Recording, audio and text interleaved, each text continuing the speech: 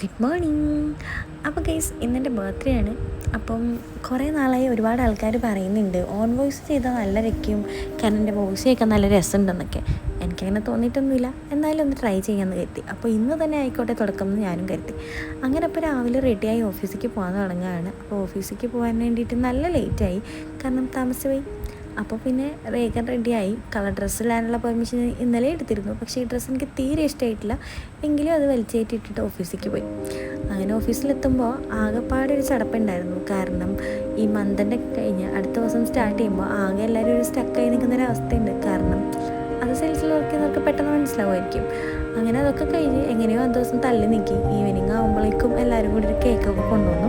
ഞങ്ങൾ നൈസിന് ആ കേക്കൊക്കെ മുറിച്ച് കഴിച്ച് എല്ലാവരോടും ബൈ ബൈ പറഞ്ഞ് ഞാൻ വീട്ടിലേക്ക് തിരിച്ചു പോകും.